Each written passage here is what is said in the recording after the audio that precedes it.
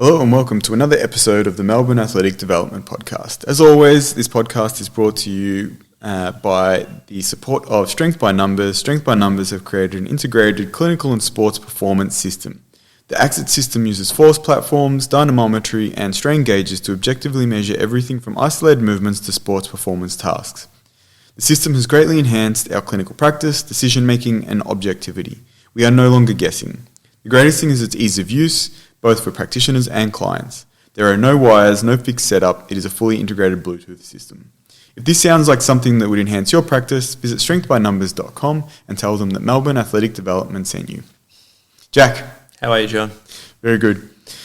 Today, we thought we would start something that we're actually very excited to kind of be doing, which is we've been talking about the concept of bringing in case study discussions. And we think it would be really helpful for our listeners, but I think it's something that is useful for us to have a discussion about because it's something that often people aren't always willing to share, sometimes because you realise that you've done stupid things along the way.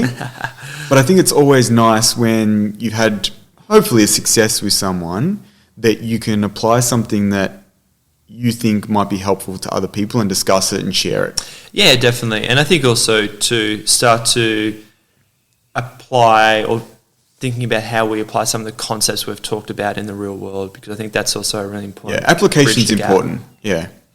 Alrighty. Do you want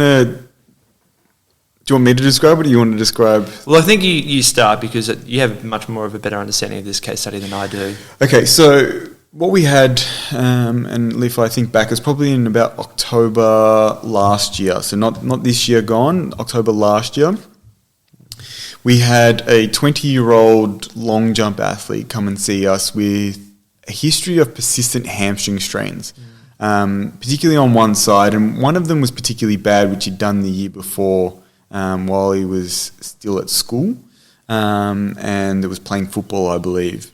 There was discussion that it involved the tendon at the biceps femoris down at the sort of musculotendinous junction in the distal portion. But he wasn't necessarily forthcoming with too many details about that because he's a little bit... sometimes like his description of things can be, a little bit different. Vague. Yeah, but look, he's really good to work with. So, and we're very, very grateful to him for allowing us to actually discuss this. So thank you to him. The thing that we found with him was he'd had these persistent hamstring strains. His training, to give you some background, his training had been erratic because it was during the period of COVID.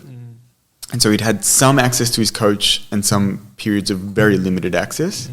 He transitioned from being a hurdler and doing, say, 400-metre hurdles to doing mostly long jump, right? And his understanding of things like sprint mechanics was undeveloped or underdeveloped. And his training history involved some strength training. Some areas were quite good, but some areas were underdeveloped as well. And his exposure to jump training over that period in the lead up to him coming to see us had been patchy. So we've got an interesting picture. We've got someone who's coming to us, and the main report that he was giving is he could run at about 80%, but anytime he tried to do something really intense or something that involved high intensity jumping, he felt like he was going to strain his hamstring. And I think it's probably just worth mentioning too, like he had some input and rehab protocols between... And we'll get to that because I think it's a really central part of the journey that we went on with him.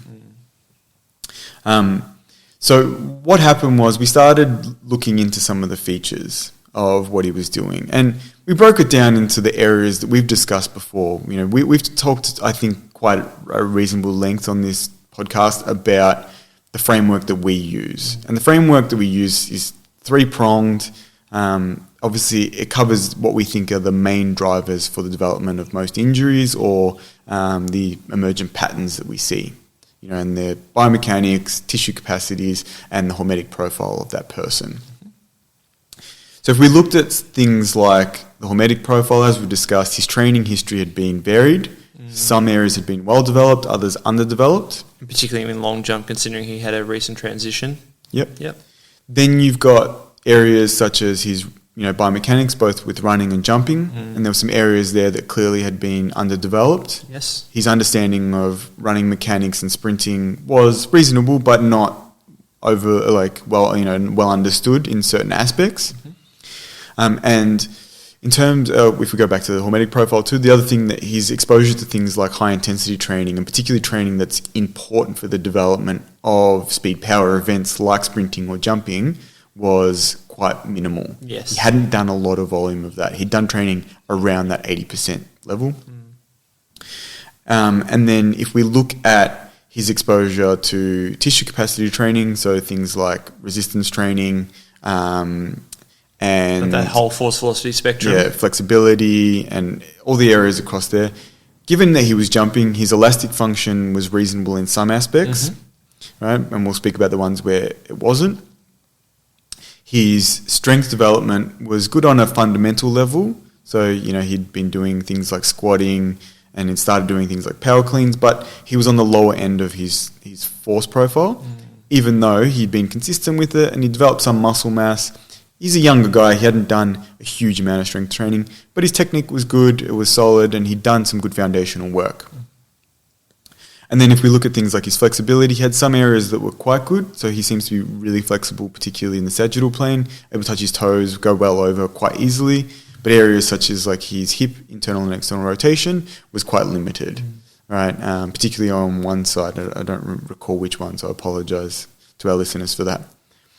Most of his hamstring injuries had occurred on the right side. So that's also to give you context with that, because you'll hear as we go forward, there's also another incident that happens that kind of makes us kind of evaluate some other features as well. So what we did is we went through the process of assessing those features that we spoke about, and we started to put together a bit of a picture. And the picture that we got was an interesting picture, actually. It was a little bit different to what I initially expected when I did the assessment with him. So for someone who develops persistent hamstring strain sort of presentations, or even the lack of confidence in their hamstrings, the first thing that as a physio goes through your mind is, okay, maybe they don't have a significant amount of force producing capability in their hamstrings. And considering too, like he's relatively young as well, hasn't had maybe potentially as much time to actually develop that. Yeah. So, but I'd known that he had been working closely with a very, very good physio who unfortunately wasn't able to keep seeing him because of a change in work setup, but it wasn't because the person wasn't really good at what they do. So what happened was we used, we promote strength by numbers. The reason is we use that system. We find it really helpful. So we went through a series of tests, and we actually did a series of hamstring bridge tests using the force plates elevated onto a 30 centimetre box, and we resist isometrically by blocking off their hip position and allowing them to put their maximal, voluntary contraction isometrically through their foot. Yeah. So doing essentially like a single leg bridge maneuver with different knee angles. Yeah. Yes. We do two types of tests, one with the knee angle at 90 degrees, one with the knee angle basically at 0, right? And we try and see what they can do. And the cool thing about the data that we get is it gives us the force tracings, and that allows us to assess really two things. One is how much force can they produce, right? Whether that be in newtons, or our system tends to tell you in kilos, but it's an easy conversion, multiplied by 9.8 to get newtons. And also the rate of force development. So how fast are they actually being able to hit, or get towards their peak force output? Yep. So the interesting thing that happened was we put him on here, and actually he tested higher than anyone I'd ever seen at that time. Now, since then I've had people test higher, but he was actually the highest I'd ever seen. And I remember looking at the actual, tablet as I was measuring. I'm going, okay, this is not what I expected. My expectation was that he would have low level of force output in his hamstrings. You'd even think that just from the standpoint of he's had multiple injuries, he's probably not confident, he has some inhibition, but that actually wasn't the case. And there was not significant asymmetry between sides. So the fact that he was reporting a lot of right-sided hamstring sort of tentativeness with the tasks or sensory information, I thought, okay, he probably does have some, and if on palpation, he actually did have some change in densification within the tissue in that local area. Yeah, okay. So it was like maybe there's going to be force changes, yeah, right? Which we do see, right? But interestingly, it was basically symmetrical, and he was producing over 500 newtons of force, which if you look at the data that was produced by the Hamstring Injury Group, he's way above that zone that they suggest is enough strength to be able to be suggestive. Now, obviously those are done in an eccentric fashion, which is different. Yeah. If someone's concentrically being able to produce over 500 newtons, you start to expect that they're probably not lacking the force output side of the equation. Yes.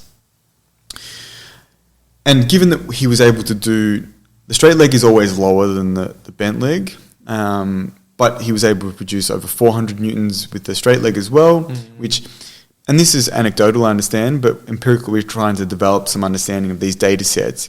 What we found was that the straight leg seems to be the one that tends to translate more to running or jumping or sprinting type actions in terms of the risk that we tend to see with people who do have, either performance or injury risks with their testing.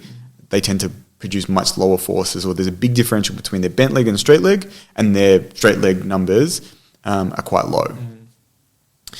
So what do you think that is? Do you think it's just got to do with the length of the hamstring musculature and being able to produce high forces? I think it's so much more specific to running. Yeah.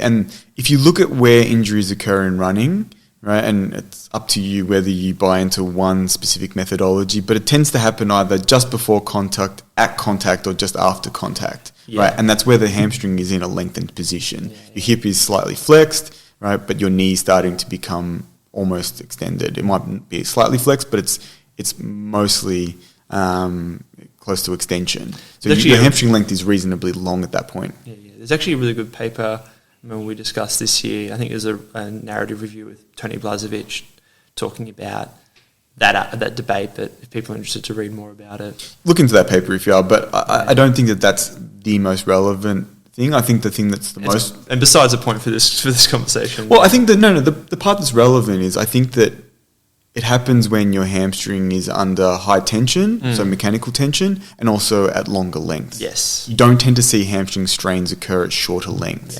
Yeah. Right? It's not like a high contraction or shortening velocity at a short length causes the issue. Yes, yeah. And then again, more specifically, being able to produce high forces at a rapid rate. And that was the deficit that was identified in this case. So we do that and we see, okay, he produces lots of force. The really interesting part was the rate of force development that he could produce, as you just mentioned, was quite low compared to the amount of force that it was creating.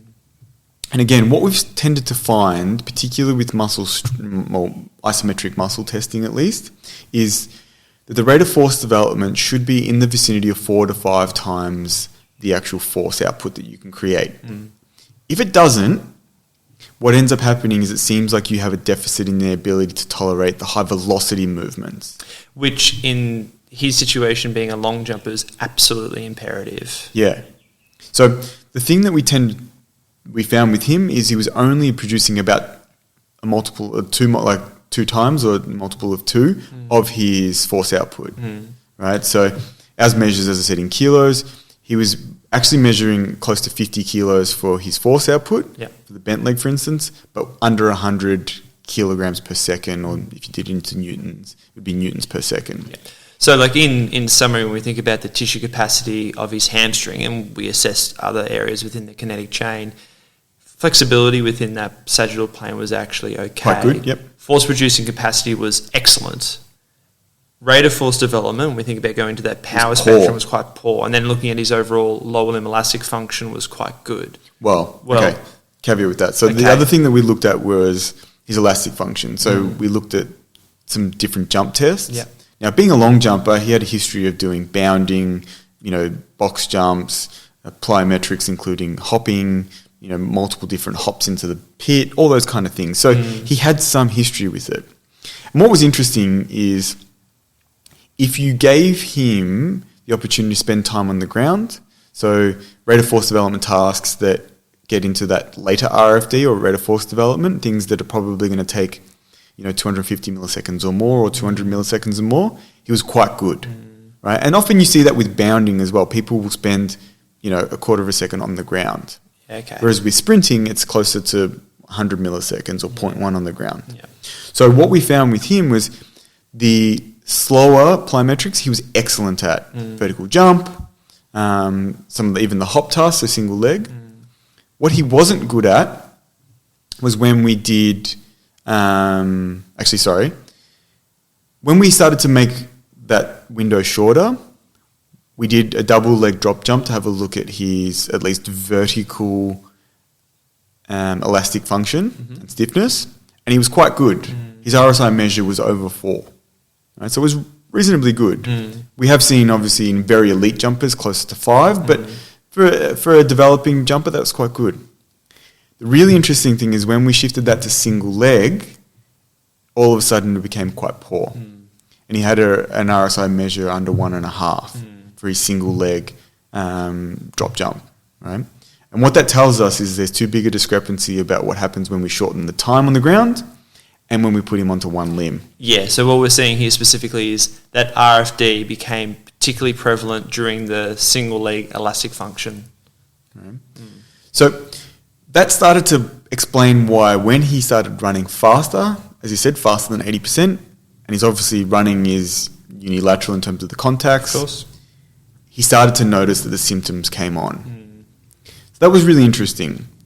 The last thing that we measured, obviously, and we had a look at, particularly with one of our staff, Lydia, who's trained in strength and conditioning, and obviously she's a weightlifter by background.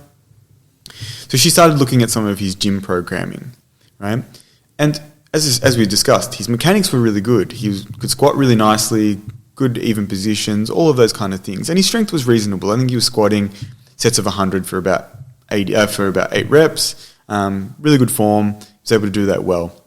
The thing that he wasn't good at was producing power in some of those movements. So when we tested his power output, he was quite low, right? So we often use multiples, say, for instance, of watts per kilogram. And if you're doing something like a squat task, something like 50 watts per kilogram is a really nice output. He was closer to 30 or under. So we thought, okay, really interestingly, all the things where he has to go fast, he's not as good at compared to the things where he can spend the time. And that started to build a picture for us. So what we started to do was we started to build some of those things. So once we'd identified these, we thought, okay, we're not going to stop him from training. He needs to be exposed to these things. But we need to be careful about how we expose him to some of that running, how we expose him to some of that jumping, and then we need to build the features around his tissue capacity to be able to support that.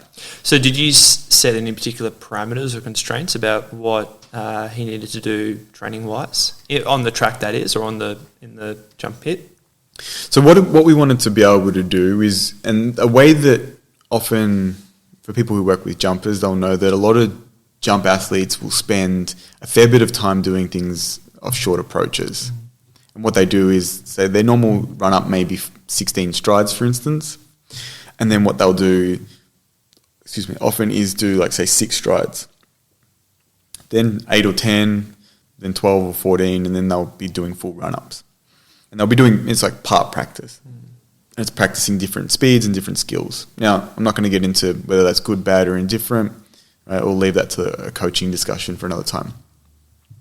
But what we decided was, okay, what we're going to do with you is we're going to develop some of your short approach running and jumping, right, whilst we're building and practicing some of your running mechanics, and whilst we're developing some of the tissue capacities that we think are going to support that before we extend you out. And what we did was we started to increase not only the power production exercises that he was doing in the gym, so we added more Olympic lifting, we added more velocity to a lot of the compound lifts that he did, whether they be deadlifting type tasks, squatting, single leg tasks. And this is all putting this in context, this is all in conjunction with his coach. We have a really good relationship with his coach. So we're working with his coach to decide what exercises he wants to do, and then we're helping the coach kind of develop the way in which they're going to do that. So don't think that we're taking over. We didn't. It was very much, his coach would actually be at most of his physio sessions and most of the strength sessions that he was doing, whether it was with us or often he would do them off-site. but we would do that in collaboration. So what ended up happening was we started developing those features. We were working on running mechanics, and we were working on some of his jumping and building that out. And that kept building on from around November onwards through till the end of the year. And I think we tested him again closer to the end of, closer to Christmas. And we saw his strength numbers stayed relatively similar, but his rate of force development definitely started to increase, which was great. So I think he shifted to about 3 times his maximal force output. Right? His RSI numbers were starting to improve on his single leg, and his power numbers were getting better. Right? And so we thought, great, this is all going well. And what he'd aimed to do was jump early in January. Now, as most people will remember at that time, last Christmas, basically everyone caught COVID, right?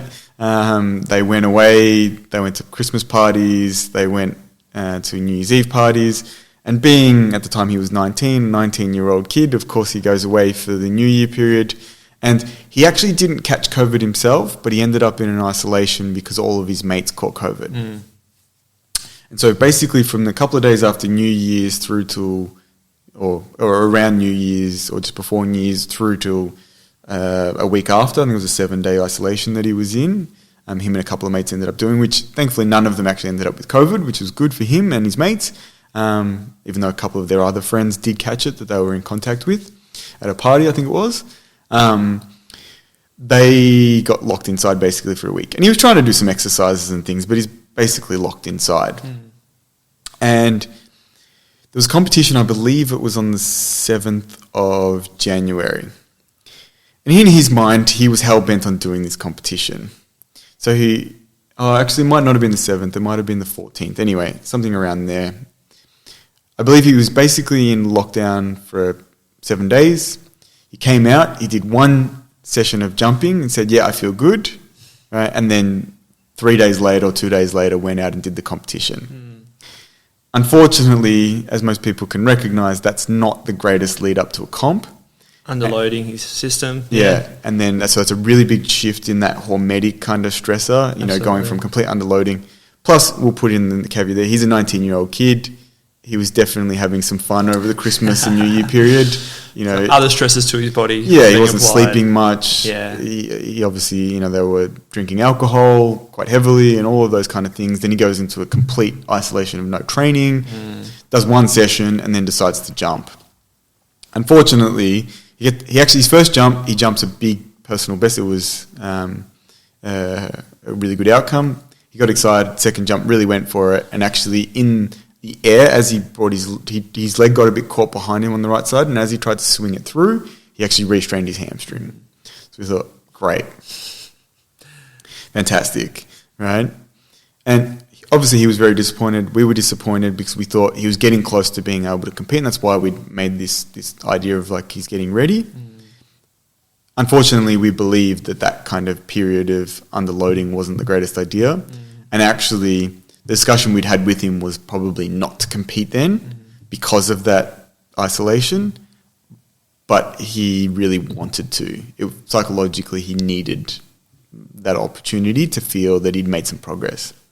So we got a little win, which was that he jumped reasonably far, and he thought, okay, this is great. I actually have improved a lot, and there's things there. The downside was he gets that because of the position of it and because of his previous history with this, we decided to get an MRI. And what we find is there actually is tendon involvement. So straight away that tells us, okay, we need to go a bit slower with this rehab. And that was really, really frustrating for him. And for us, we were quite disappointed, not only for him, but maybe a little bit for ourselves. Maybe we should have been a bit more stern with not starting. Maybe we should have pushed the numbers a bit higher on what we wanted to see with him and his coach before we allowed him to compete. But that's what happened. So what we did was we restarted that process. And really interestingly, what we found, even with the tendon disruption, his force output actually came back reasonably quickly. I believe it was in about 4 weeks. He'd actually gone close to within probably 5% of what his force output was previously. but his rate of force development was still well down on where it was. And that's, I think, the big, and this is where we can really bring in your expertise, Jack. One of the big problems that we see with when there is tendon involvement, what happens to the ability for that complex to create mechanical tension? Well, I think it highlights a couple of things, because you mentioned that peak force return quite quickly. So I think that highlights that your sensory motor system has such good ability, or the potential, to create alternative patterns to be able to determine where forces are created and distributed throughout that compartment or region. And it's a very common thing that you'll see even with people who have tendon involvement in a soft tissue strain, that peak force is not the limiting factor. That does come back at a reasonable time rate. But when you start to get into those more high velocity contractions, where you're utilising more of the connective tissue system, you start to see a more significant deficit that does take long to come back. So I certainly think, given you everything that you've explained there, it's actually quite a common thing. And I think often too, it's from a clinical perspective, if you don't get an MRI, but you suspect that there is tendon involvement, that will be a key feature that you see at around that, or definitely past that sort of subacute 4 phase. 6 weeks, yeah. Correct. And the thing that I think is interesting is, like, what they start reporting to you is interesting, right? Because one of the things they report to you is like, it feels good. I don't have any pain. I feel strong. They can do all the single leg glute bridges you want. They might be able to do quite high intensity things like Nordic hamstring curls. Well, they're probably they're definitely doing those things. And I think the thing is, they start feeling like in their dynamic tasks, like whether you're doing drills or even some of their running, they feel like they can go faster because they're not experiencing any pain. But you might be saying to them, okay, you should only be at 70% at the moment, or 75%. And they're saying to you, I can definitely run faster than this. Like, I don't have any problems. But you know that when you actually go and measure those features of the tissue output, it's clearly still a big deficit in things like their rate of force development. Yes, exactly. So what happened from there is we kept measuring and going through, and what we did was we built him up across that period of, it was about 12 weeks. And really fortunately, what we were able to do is get him ready for a competition that was coming up closer to the end of the season. And the key features that we tended to be able to work on through that period, and what we found were really important for driving, I think this is probably where we want to go with this, is what do you actually need to do to develop some of these rate of force development features of a tissue? Because I think that's the thing that is slightly different about this case that we had to spend a lot of time on, that's not always the case with some of the athletes or people that you're trying to rehab. So what we did was we started to really outline and put into different, we spoke about it before, exercise classifications of, like, clearly the key competitive exercise is the jumping and or sprinting. Then he's going to have tasks that support that, like jump drills, other running tasks, plyometrics, and then he's going to have the special preparatory type exercises and the features that develop things that support those features above, which are going to be things like his gym, his other plyometric tasks, and then finally he's obviously got his foundational features, which we bring up now. And I want to bring up this because I think it was a really interesting feature that you discussed, and it goes into a discussion on hormetic profile. And we've probably discussed this before, but when we say hormetic profile, what we're basically talking about is someone's ability to deal with stress, right? And clearly, when you say, okay, well, how well can someone deal with stress? That's influenced by so many features. Well, yeah, and I think something that's been that's quite clear in the literature and is talked about a lot is some of the physical components with regards to training load and training history.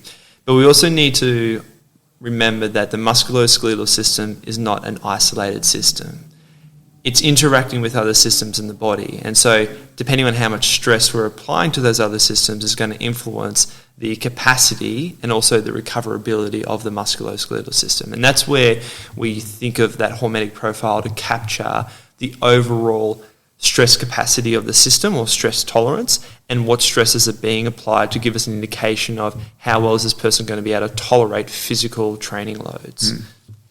And one of the features we found with him that related to this was because of his background of training and sport, when we applied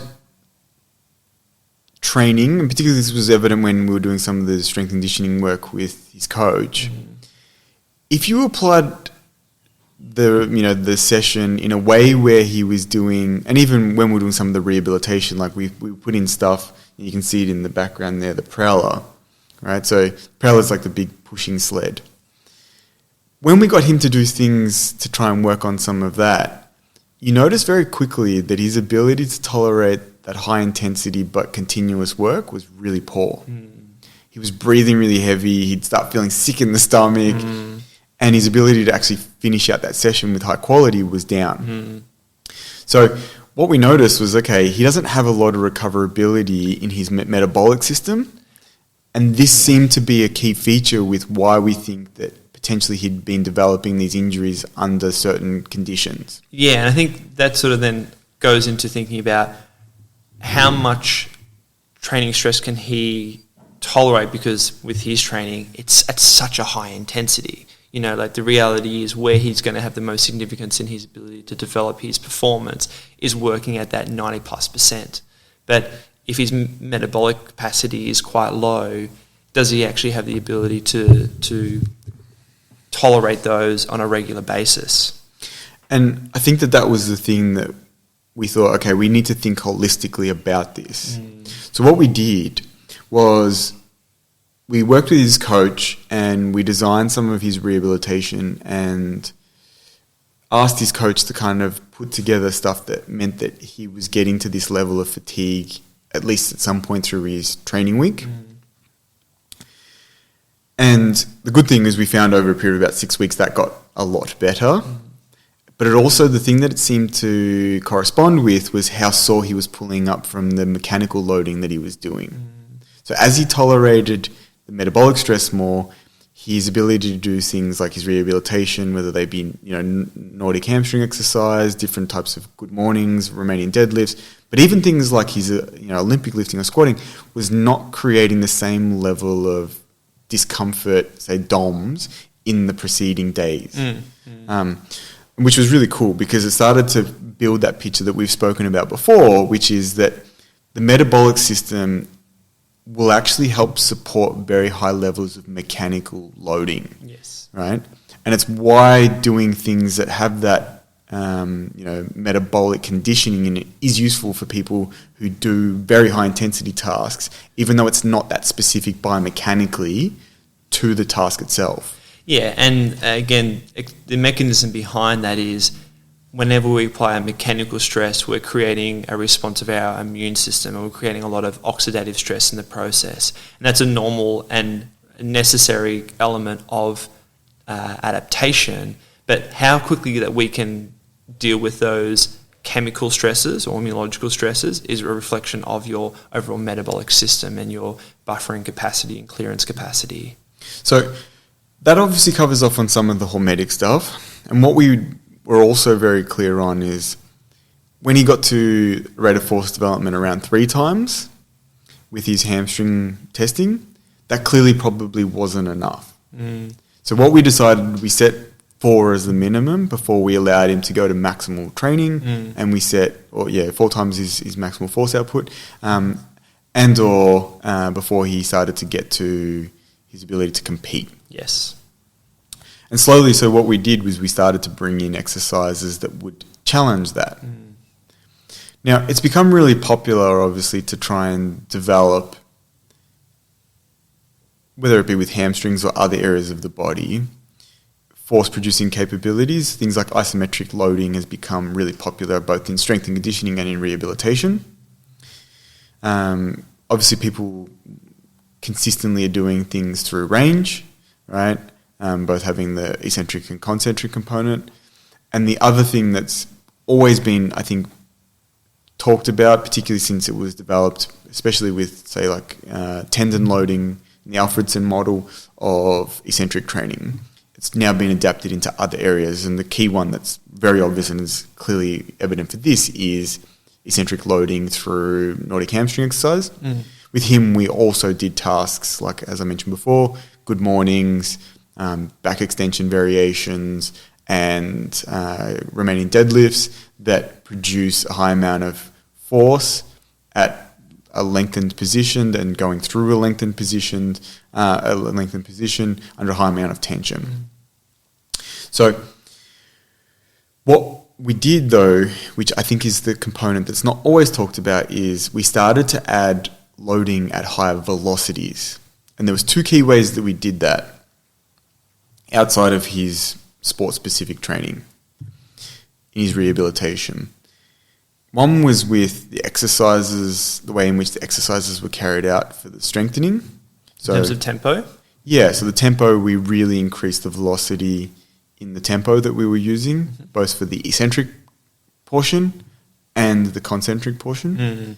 And we went faster with the concentric portion first, and then over time, as he got comfortable with that, we started to go faster with the concentric component, the eccentric component. And then we added in something that I think has become popular, which is something like where it's creating the ability to, stabilize a joint structure really quickly using muscular tenderness and connective tissue structures using like what we call catches. And so what we did over time was we started to use those as a way of getting his muscle, tendon, connective tissue complex to be able to deal with having to create higher and higher levels of contraction at velocity, at a higher velocity, and also with less and less time to actually have to carry that out. Yeah, so you're effectively trying to bridge that gap between what he needs to be able to do for his sport, but then also creating constraints more specifically to load the affected tissue to be able to tolerate not only the high forces, but also the high velocity requirements of it. And I think that's also something that's, I think, worth highlighting, because you're naturally going to develop those features from being specific with your task, i.e. doing the sport, the actual movement itself. But as you create more constraints, you know that you're going to be able to specifically load that particular region of the body. Because I think one of the things that will naturally occur, and it's probably something that's happened for him, hence why he's had these recurrent injuries, is he's developed these other patterns quite effectively, but still limited, to accommodate for the fact that he's always had this underlying deficit within that region. And building on that, what we did was we started to use a second form of this kind of rate of force development task, which was not so much strength-based, but was more related to the biomechanics of running, which was using a lot of drilling and altered plyometric type tasks.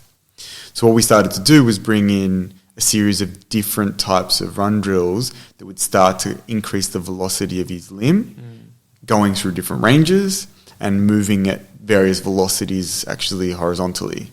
So starting with, although his limb velocity might be high, he's turning over at a decent speed, he might only be moving at 2 or 3 meters per second. Yeah, but again, still bridging that gap of getting to the more sport-specific elements away from the competitive component. And the key one that I use a lot, and I know that a lot of our team uses, once we feel that someone is starting to require this, is use of what we call like straight leg scissor drills, right? Different, and what that all that is, and for those watching, you can see me moving my fingers. Keeping your leg nice and straight and actually trying to flex and extend at the hip and project yourself horizontally. People, I'm sure, can visualize the idea of like a scissor type action with the legs. Yeah. The key thing with that, and I put this in because I spend a lot of time explaining to people how to do this, most of the movement needs to come from the hip, right? A lot of people will often point their toe into plantar flexion or their ankle into plantar flexion and then try and push up their calf. You're actually much better off lifting your toe into dorsiflexion and your foot into dorsiflexion and trying to really like drive your heel back towards the ground and project yourself by pushing back to behind you and using your hip and hamstring musculature to be able to project yourself. Well, about saying you can appreciate then the high amounts of tension that you're applying to the hamstring by doing so. And obviously there's different ways in which you can overload that. So the speed at which you move at, obviously the range of motion that you go through. So you might only keep it nice and tight. You'll only be flexing and extending your hip, a little bit. Then you can obviously increase that range. And then what we tended to do is increase both the velocity of forward movement, but also the limb velocities and the force that they're applying into the ground. The other variation that I use a lot is actually to do in a slightly bent hip position. So you're sort of semi-sitting. What's the rationale for that? It places more tension on the hamstring. So the hamstring's at a slightly disadvantaged but lengthened position, and it requires it to be able to create that projection still with high velocity and high force production at the hamstring. And it's a little bit more similar to the feeling for those people who have done fast acceleration.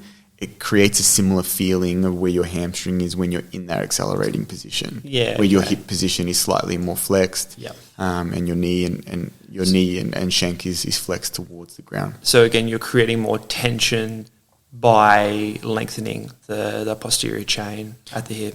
Yeah.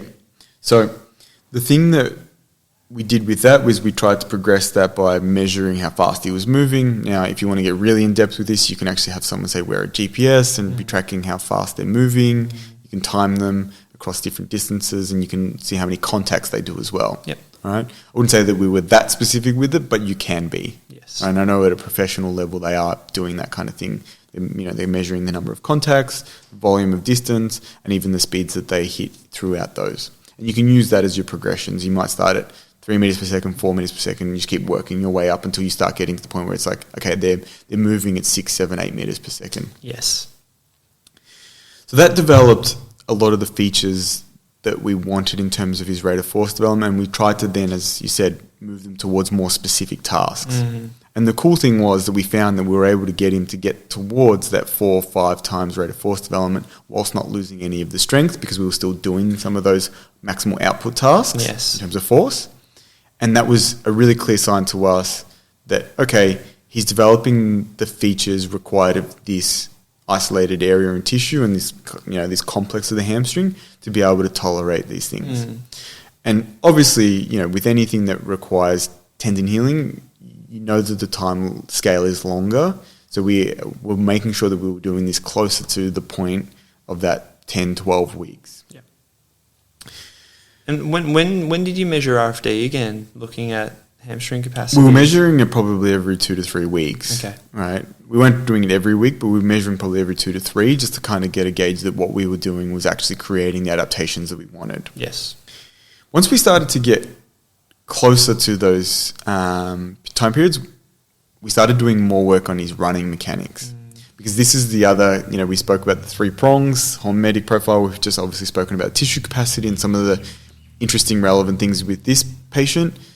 The last one was the biomechanics. And there's 2 features with that. One is his running, the other one is his jumping. Now, having a good relationship with his coach, we spoke about his jumping and some of the features that were clear on that. And there were some features, but generally his actual jump technique was reasonably strong. There was a couple of things that he did in his penultimate step, which is on the second to last and the last step, of how he prepared for the board, because you actually need to lower your center of mass in order to be able to create some vertical projection from that, running. You see it even for people who play basketball. Everyone will know you sort of like dip down so that you can jump up to do a layup or dunk or whatever it is. You can't just go from the same height because you haven't created enough of that stretch shorten pattern through your connective tissue. And like you said, how you need to create more vertical force, because so much of it is horizontal. Yeah. Well, at least in terms of your momentum. Yeah, because the long jump, in many respects, is the person who can create the most optimal vertical projection from as much horizontal speed as they can. Yeah. Right? So what we did is I started looking at his running mechanics, and what came out, which was clear, was that he tended to overstride, which meant that he was landing. And when we say overstriding, what we're talking about is someone is landing well ahead of their center of mass upon contact. Right, so the first point when their foot hits the ground, the distance from their center of mass and how far forward that is. Now, that distance is called the front side distance, and you will always have a front side distance. You can't land directly under your hip, right? The reason being is if you did, you would over-rotate, because the moment you land underneath yourself, once the force is applied, you're already... Center of gravity is keep going forward. Yeah. And so you'll be... And some people do that, and they're those people that you look like they're kind of falling the whole time, right? You can... Like some distance runners will do it. They'll kind of just be falling the whole way. But in sprinting, you can't. You always have to have some frontside distance because you need time to be able to apply the vertical forces before it becomes horizontal, and you also need the ability to not tumble. Did this only become more obvious when you started getting into higher speeds as you introduced them? No, he always tended to run a bit like this. Even when he was jogging, he was sort of overstriding a little bit. Yeah. So that was a key feature that we had to work on. And we had been working on a lot of the drilling, so he understood how that was going to change and some of the things that we were talking about when we were in the rehab space and some of the slower running that he was doing. The other key thing that he did that I think is really relevant for the development of hamstring strains is if you don't accelerate well and you don't develop the ability to build speed, there's a common error that occurs, which is that people try and generate speed once they have already reached an upright position. And it's really dangerous because in that position, particularly your tissue is not in an advantageous position to create horizontal force. Yeah. Right? Just because of the position of your body going from that horizontal to vertical position. So I think a lot of hamstring strains occur because of ineffective acceleration capability. People still trying to build speed in the wrong position. Yeah. And you can see this, and you can try this yourself, right? If you're trying to accelerate, the first thing that anyone does, whether they have knowledge or not, is bring the center of mass lower and tilt their position more horizontally, like their torso, right? Why? Because it's really the way the human body is mostly aligned is to produce vertical forces. Our forces are generally orientated vertically. Now, there obviously are tissues in the body when you look at the different pennation angles that some things don't pull in that direction, right? But typically, if you look at it, most of our tissue is aligned with gravity, right? And that's on purpose because we evolved to be able to deal with gravity. Totally. I even think of just like the very basic idea of if you contract your calf, you go up. But the way that we can then utilize that to go forward is change the angle of the shank, of the shin. Exactly. And so one of the key reasons that I think he was having such issues with his hamstring was he was ineffective with his acceleration, which meant that he was trying to generate more speed once he was already vertical.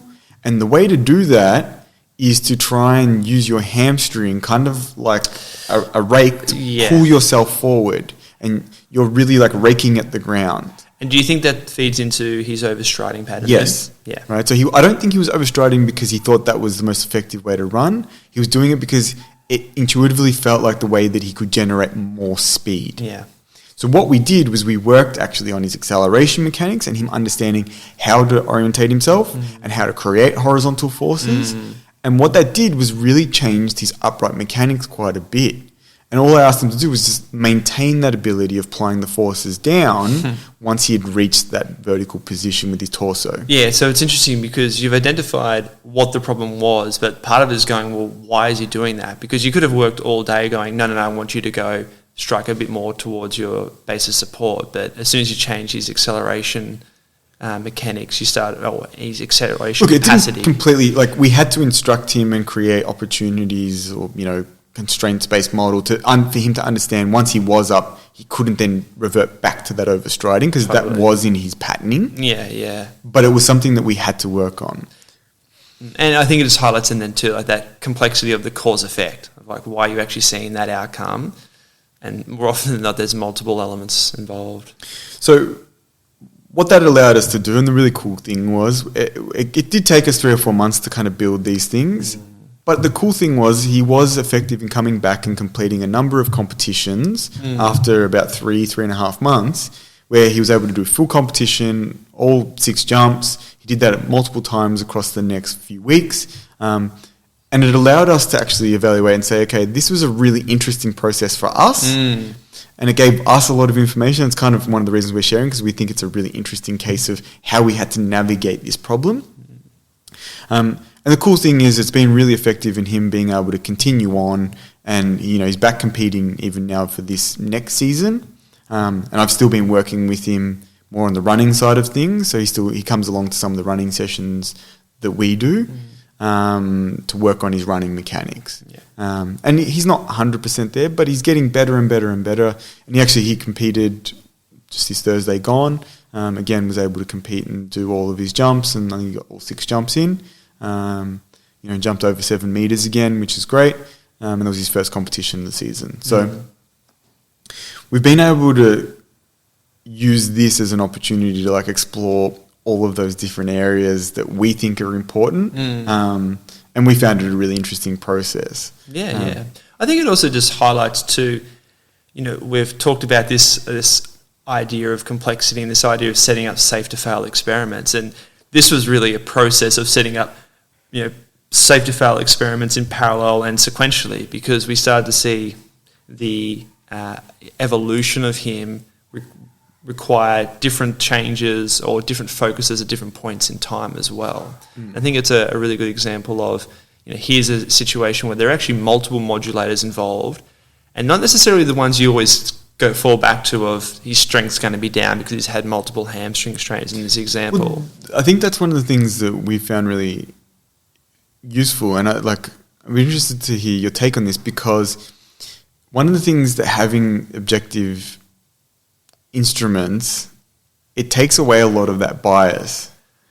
Look, it seems like the most obvious thing to say, but if you don't test it, you don't know. Yeah. And I think, particularly too, it's one of the things that's been so advantageous for us is the development of technology and its accessibility allows you to be much more nuanced, or I guess broad, in being able to assess so many different physical parameters. And that, now the cool thing is it is at a point where it's accessible. There's lots of different systems that work. Obviously, we use the strength by numbers system, the AXIT system, but there's others, and they've all got their benefits and, their detriments, and they're all getting better as time's going on. We do recommend this system, and, obviously they've supported us. So, if it's something you're interested, contact them and support them. As we say at the start, tell them that we sent you. Hopefully they can look after you. But it's not the only system. There's lots of other great ones, and even for the people that are not, at the point where they can invest to that level, there's lots of applications that are available. And we still use some of them as well. We've spoken at different times about the whole my jump, my sprint, my run, kind of realm that was developed by Carlos Belisabri. And the whole suite, I think you can buy for about $20 on the Apple store. Well, and look, I mean, we're I think different to most clinics in terms of the parameters in that terms that we work in, and I think more importantly, we talk about in this situation a high level athlete.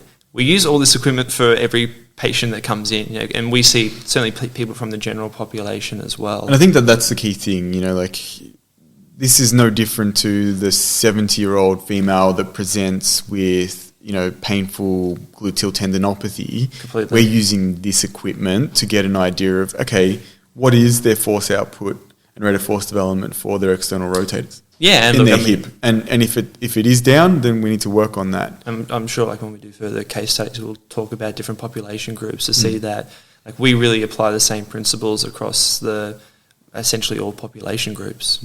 I think that probably covers off on everything. We hope that you've enjoyed this first case study. If you have questions about it, feel free to get in contact with us. We're always really interested to talk to other clinicians. And as always, make sure that you like and subscribe and share this podcast with other people. Thank you very much. Thank you, John.